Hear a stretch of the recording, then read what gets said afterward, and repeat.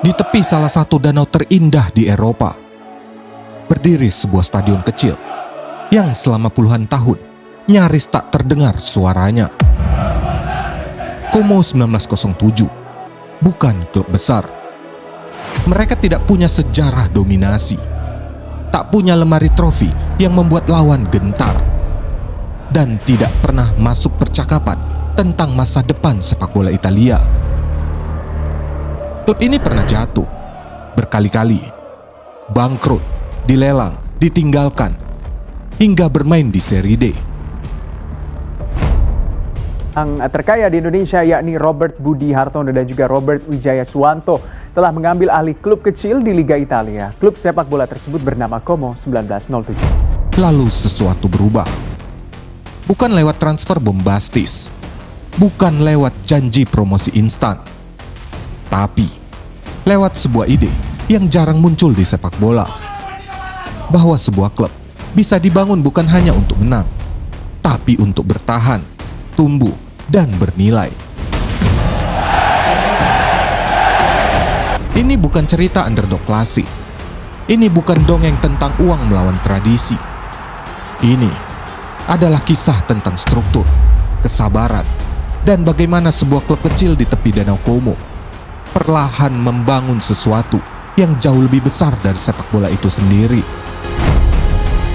Karena yang sedang terjadi di Como bukan sekedar kebangkitan tim. Ini adalah eksperimen, blueprint, dan mungkin masa depan sepak bola modern. Simak kisahnya. Spezia turned it round and it is now over. Spezia have beaten Venezia. Como have drawn with Cosenza and it is Como's greatest night. Yes, it was more complicated than we could have foreseen.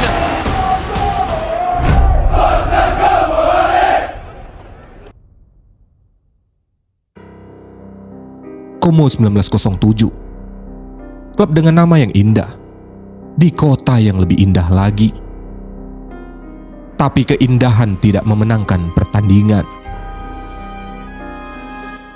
Selama puluhan tahun, Como adalah representasi sempurna dari klub Italia kelas 2. Cukup untuk bertahan, tapi tak cukup untuk tumbuh.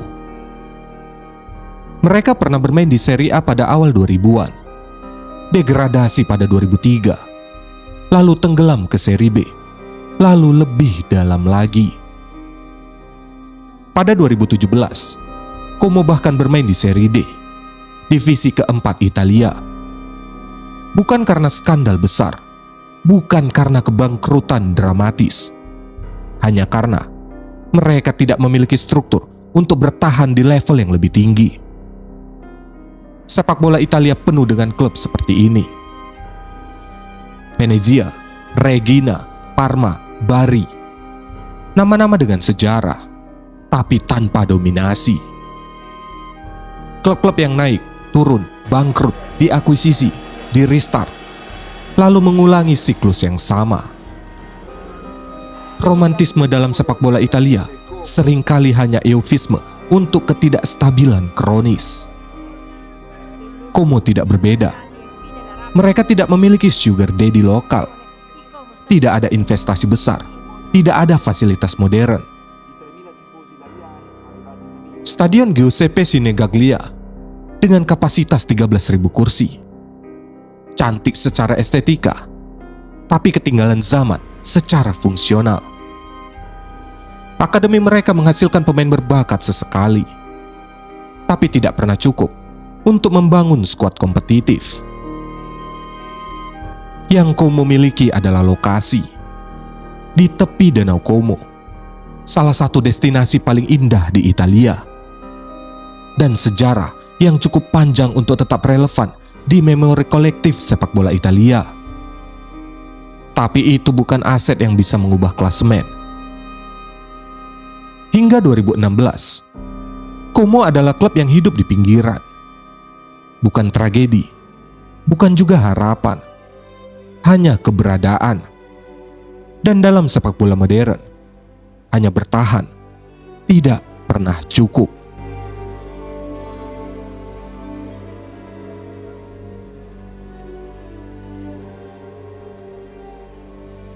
Sejak didirikan lebih dari 100 tahun lalu, Como berkali-kali mengalami pergantian pemilik dan 3 kali menyatakan kebangkrutan. Kebangkrutan pertama terjadi di era awal 2000-an. Degradasi berturut-turut dan kegagalan investor membuat klub itu dilikuidasi. Di momen yang sama terungkap, Enrico Preziosi, presiden Como kala itu, mentransfer aset Como ke klub barunya, Genoa. Kegagalan finansial tak bisa lagi dipulihkan. Konsorsium lokal mengambil alih, namun lagi-lagi masalah finansial memburuk.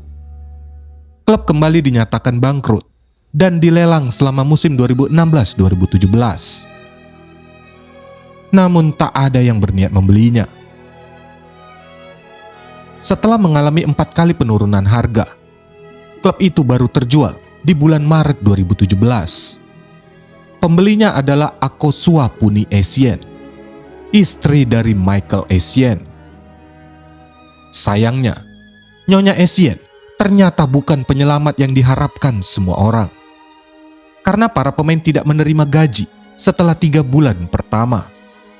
Dan tagihan untuk sewa dan pemeliharaan stadion serta tempat latihan tidak dibayar. Alih-alih menaikkan klub dari seri C ke seri B seperti yang dijanjikan Nyonya Essien, ia gagal mengamankan pembayaran yang dibutuhkan untuk mempertahankan tim di liga tersebut. Juni 2017, Como kembali dinyatakan bangkrut. Oggi la signora non c'era e difficilmente tornerà sull'aereo, anche perché è chiaro il messaggio dei tifosi.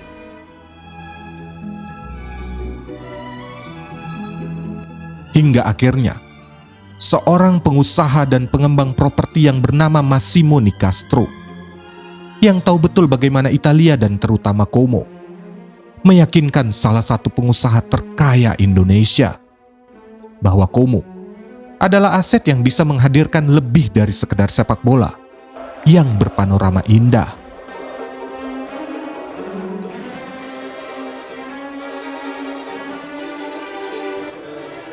Quando abbiamo saputo che la nostra proprietà era una forte società indonesiana, sicuramente ci ha colpito. La prima domanda che ti fai è come è possibile che una proprietà indonesiana possa investire nel nostro calcio, nel nostro Como, più che calcio. Cioè qua abbiamo una prospettiva allora, fantastica. I nomi di questa società sono altisonanti, però bisogna vedere se ai nomi si abbina una praticità e un'unione di intenti. Ma per adesso perché sembra di sì, Artono, Suarzo, sì, gente col cash, ma li buttano dentro Per adesso sembra di sì. Pada 2019, sesuatu berubah. Tapi bukan dengan cara yang sering kita kira. Como diakuisisi oleh Sen Entertainment, sebuah perusahaan media dan hiburan milik Jarum Group. Keluarga Hartono mengakuisisi Como dengan jumlah yang relatif kecil. Mereka membeli klub sepak bola tersebut seharga 850.000 euro atau sekitar 5 miliar rupiah pada tanggal 4 April 2019. Selain itu, mereka langsung melunasi hutang klub sebesar 150.000 euro saat akuisisi. Setelah itu, keluarga Hartono menunjuk Michael Gendler untuk menangani bisnis dan aktivitas lainnya di Como. Gendler sebelumnya adalah manajer pemasaran Inter Milan ketika Erick Thohir masih menjadi pemiliknya. Como tidak lagi diposisikan semata sebagai klub sepak bola, melainkan sebagai sebuah eksperimen modern yang menyatukan olahraga, bisnis, dan landscape Danau Como dalam satu identitas merek. Dennis Wise dipercaya mengelola sisi olahraga, sementara Mirwan Suarso mengendalikan operasional dan arah bisnis. Dengan satu tantangan utama, mengubah klub yang secara struktural merugi menjadi entitas yang berkelanjutan dan menguntungkan. Di bawah visi ini, sepak bola tidak berdiri sendiri. Performa tim harus terhubung dengan denyut kota dan wilayahnya. Dengan dukungan finansial keluarga Hartono, investasi besar pun digelontorkan. Mulai dari pembelian dan pengembangan pusat latihan di Mozate, renovasi stadion dan fasilitasnya, hingga pemenuhan standar teknologi Serie A. Struktur klub kemudian dirombak menjadi 4 pilar utama, yaitu retail, properti, akademi, dan hiburan, yang masing-masing dirancang untuk memperkuat nilai ekonomi dan identitas Como. Hasilnya adalah transformasi Como menjadi klub butik, sebuah merek gaya hidup yang hidup dari sepak bola, namun diperluas melalui retail, seni, fashion, dan event publik. Dari toko merchandise hingga konsep store ikonik, dan kolaborasi seniman dan desainer hingga pengalaman kota. Como 1907 dibangun sebagai klub yang mencerminkan tempatnya berdiri, sebuah klub yang menjadikan sepak bola sebagai pusat, namun menjual pengalaman, identitas, dan cerita Danau Como kepada dunia. Saat ini, Como memiliki owner terkaya di sepak bola Italia, dengan Thierry Henry dan Cesc Fabregas, juga termasuk di antara para pemegang sahamnya. Ini memang nama-nama besar, tapi ini bukan proyek pamer. Ini bukan tentang selebritas yang membeli klub untuk konten Instagram. Apa yang mereka bawa adalah sesuatu yang jauh lebih berharga. Struktur bisnis modern dan kesabaran untuk menjalankannya. Menurut laporan The Guardian pada 2023, owner Como tidak datang dengan janji promosi instan atau pembelian pemain bintang. Mereka datang dengan blueprint. Mereka mempelajari model klub-klub seperti Brentford dan Brighton. Klub-klub yang naik kelas bukan karena uang terbanyak, tapi karena keputusan terbaik. Semua berbasis data, sabar, dan disiplin. Yang tidak mereka lakukan sama pentingnya dengan yang mereka lakukan. Mereka tidak langsung menghabiskan puluhan juta euro untuk membeli nama-nama besar. Mereka tidak mengganti pelatih setiap 6 bulan. Mereka tidak menjanjikan Serie A dalam 2 tahun. Sebaliknya, mereka membangun infrastruktur. Mereka merekrut staf analis. Mereka memperbaiki akademi. Mereka mencari pemain yang undervalue, bukan karena murah, tapi karena rekrutan itu cocok dengan sistem yang sedang dibangun. Michael Gendler sendiri, dalam wawancara dengan Sky Italia, mengatakan sesuatu yang jarang didengar dari pemilik klub. Kami tidak membeli Como untuk menjadikannya AC Milan. Kami membeli Como untuk menjadikannya versi terbaik dari Como. Filosofi itu mungkin terdengar sederhana, tapi dalam praktiknya, ini revolusioner. Karena kebanyakan pemilik klub, terutama yang baru, tergoda untuk meniru yang besar. Mereka ingin cepat, mereka ingin viral, mereka ingin validasi instan. Como memilih jalan yang lebih sulit, membangun identitas sendiri. Dan identitas itu dimulai dengan rekrutmen.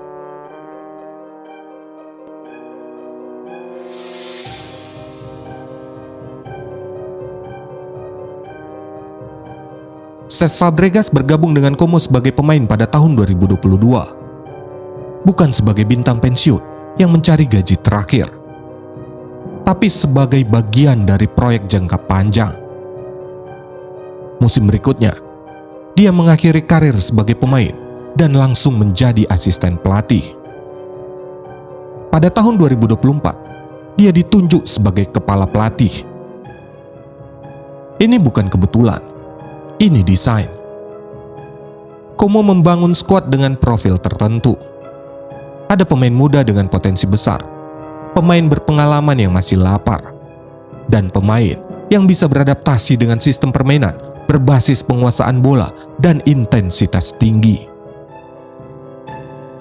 Contohnya Lucas Dacunya, Simone Verdi, atau Patrick Cutrone, striker Italia yang pernah di AC Milan tapi karirnya stagnan.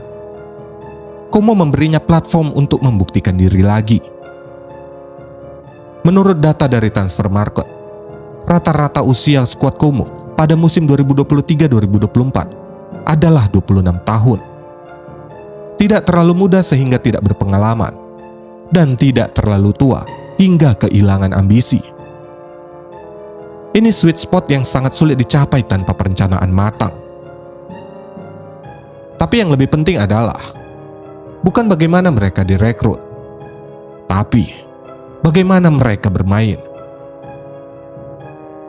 Di bawah arahan Ocean Roberts sebagai pelatih kepala sebelum Fabregas mengambil alih, Como bermain dengan pendekatan yang tidak biasa untuk Serie B. Penguasaan bola tinggi, pressing terorganisir, dan serangan melalui build-up bertahap. Ini bukan sepak bola pragmatis Italia klasik. Ini sepak bola modern, disiplin, fleksibel, dan menuntut kecerdasan kolektif. Fabregas melanjutkan filosofi itu dengan sentuhan pribadinya. Dalam wawancara dengan The Athletic, dia mengatakan, "Kami tidak ingin menang dengan random. Kami ingin menang dengan cara yang membuat pemain kami berkembang, yang membuat penonton kami bangga, dan yang bisa kami ulangi minggu depan, bulan depan, tahun depan." Itu bukan retorika kosong. Statistik mendukungnya. Menurut laporan Gazzetta dello Sport, Como memiliki rata-rata penguasaan bola tertinggi di Serie B pada paruh pertama musim 2023-2024, sebanyak 58%. Mereka juga memiliki salah satu tingkat akurasi passing tertinggi, yaitu 84%. Ini angka yang biasanya dimiliki klub-klub Serie A mapan, bukan klub promosi dari Serie B.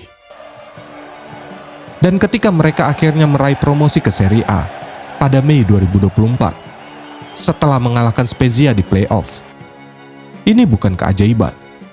Ini hasil dari 18 bulan kerja keras yang terukur.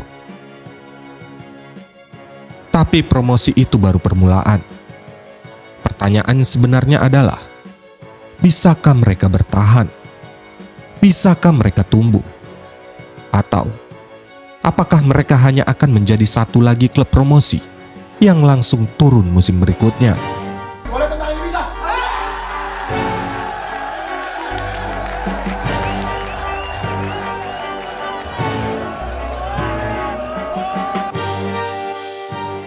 Sepak bola Italia dipenuhi proyek yang runtuh karena satu kesalahan klasik. Terlalu cepat percaya hype.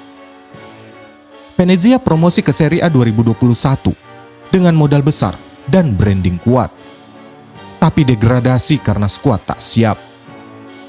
Parma, klub bersejarah, namun bangkrut dan jatuh hingga Serie D. Salernitana membakar uang tanpa fondasi yang cukup. Como 1907 memilih jalur berbeda karena satu hal sederhana: tidak terburu-buru. Saat promosi, mereka tidak langsung menghabiskan puluhan juta euro untuk nama besar. Fokusnya presisi, memperkuat posisi kunci dengan pemain yang cocok sistem. Kunci lain yang jarang dibahas adalah retensi skuad. Menurut analisis Sky Italia, sekitar 70% pemain Como yang promosi dari Serie B tetap dipertahankan di Serie A. Angka tertinggi di antara klub promosi dalam satu dekade. Ini kontras dengan klub seperti Lecce atau Empoli yang sering mengganti hampir seluruh skuad. Dampaknya terlihat di paruh pertama Serie A musim 2024-2025. Como bukan sekedar bertahan, mereka kompetitif dan berani bermain terbuka. Dengan identitas jelas, menguasai bola saat bisa, beradaptasi saat perlu. Apakah Como klub sultan? Tidak. Total belanja sejak akuisisi di tahun 2019 hingga 2024 hanya sekitar 40 juta euro. Besar untuk Serie B, biasa saja untuk Serie A. Dibanding Salernitana atau Monza yang membelanjakan lebih banyak tanpa hasil lebih baik.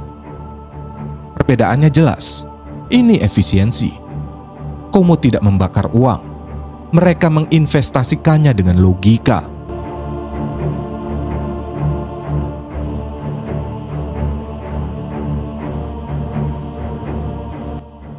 Di sisi menarik lainnya, tampak dari bagaimana klub ini dikelola. Inilah mengapa Como dianggap sebagai salah satu proyek paling prospektif dalam sepak bola modern. Dari kebangkrutan menuju valuasi $1 miliar, ini tentu tidak mustahil. Tapi mereka tak melakukannya dengan mudah. Saat klub itu pertama kali diambil alih, tak ada yang percaya mereka. Siapa yang mau bekerja sama dengan klub yang 3 kali bangkrut? Mirwan Suarso dalam sebuah seminar di London bersama The Athletic di pertengahan tahun lalu bercerita, mereka tak ingin bekerja sama dengan kami. Jadi strategi bukan dimulai dengan pemain, tapi dengan masyarakat sekitar. Klub membiayai vaksin, merevitalisasi toko-toko, dan memulihkan kepercayaan melalui komunitas lokal. Kemitraan lokal melonjak lebih dari 150%. Ada satu kalimat dari Mirwan Suarso yang sering dikutip, tapi jarang benar-benar dipahami. Dalam wawancaranya dengan Reuters, dia mengatakan bahwa Como ingin membangun model seperti Disney, dengan Danau sebagai pusat bisnisnya. Sekilas terdengar seperti jargon ambisius. Namun jika melihat apa yang dilakukan Como selama 5 tahun terakhir, ini bukan metafora, ini master plan. Meski visinya romantis, pelaksanaannya sangat teliti. Mirwan Suarso, Presiden Como 1907 sekaligus CEO Mola Group, adalah figur yang tidak biasa dalam dunia sepak bola. Ia tidak tumbuh dari ruang ganti atau meja taktik, melainkan dari industri media, distribusi konten, dan ekonomi digital. Sejak awal, Suarso tidak pernah memandang Como sekadar sebagai klub sepak bola.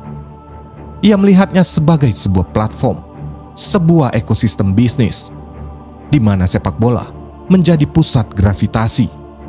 Tetapi, bukan satu-satunya sumber nilai.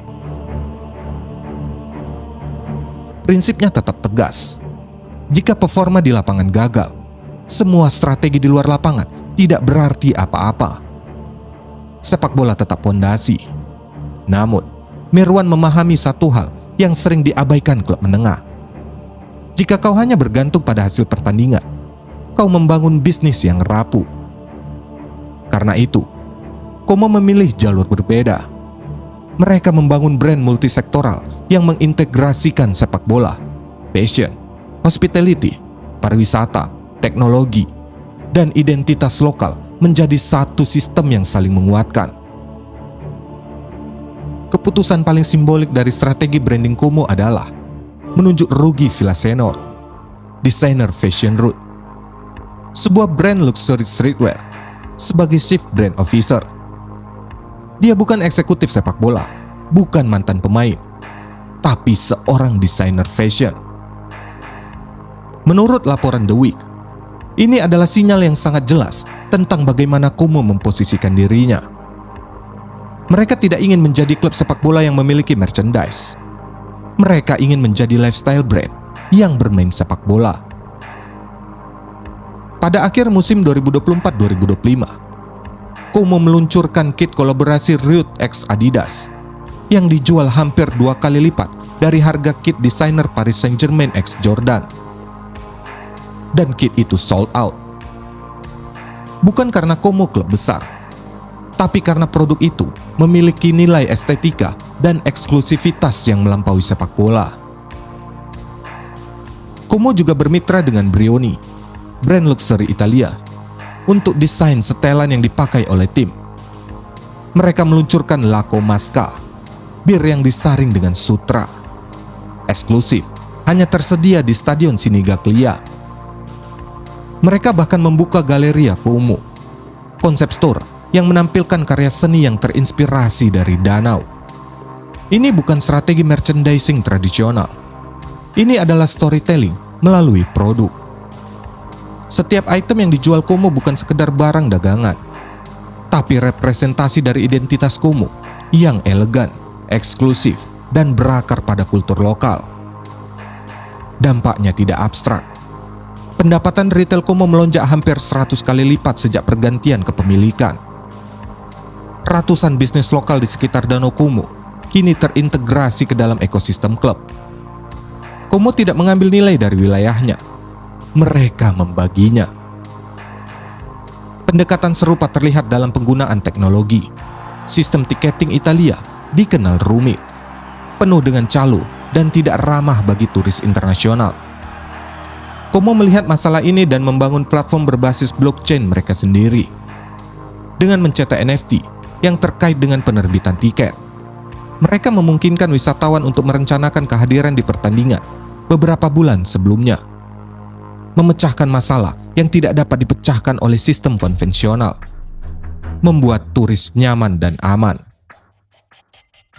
Hasilnya, hampir setengah pendapatan tiket mereka kini berasal dari pengunjung internasional. Como tidak lagi menjual pertandingan, mereka menjual pengalaman perjalanan. Langkah berikutnya adalah Centourism. Melalui unit ini, Como mengubah Matchday menjadi produk hospitality kelas atas. Akses eksklusif, pengalaman stadion, villa tepi danau, hingga aktivitas wisata yang terkurasi. Sepak bola menjadi bagian dari paket gaya hidup, bukan acara yang berdiri sendiri. Danau Como menjadi pusat ekosistem, stadion menjadi salah satu titiknya. Mirwan Suwarso tahu bahwa akan ada penolakan ketika mereka tiba. Itulah sebabnya dia mempublikasikan email pribadinya dan menanggapi langsung keluhan penggemar. Perpaduan antara kerendahan hati dan ambisi itulah yang membuat Como berbeda.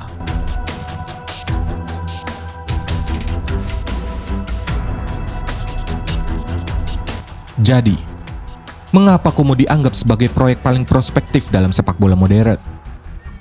Pertama, karena diversifikasi pendapatan mereka terstruktur dan saling terhubung. Valuasi klub tidak sepenuhnya bergantung pada trofi atau posisi klasemen. Kedua, karena kepemilikan mereka memiliki dua hal langka dalam sepak bola: kapital besar dan kesabaran. Investasi difokuskan pada infrastruktur dan sistem, bukan sensasi jangka pendek. Ketiga, karena mereka memiliki aset yang tidak bisa direplikasi oleh klub lain, yaitu lokasi. Stadion di tepi Danau Como adalah keunggulan geografis yang tidak bisa dibeli, hanya bisa dimanfaatkan dengan cerdas. Saat ini, mereka punya pelatih terkenal, lokasi ikonik, dan kemauan untuk berinovasi di setiap level. Ini bukan sepak bola biasa, ini masa depan. Como tidak mencoba menjadi versi kecil dari klub besar Italia.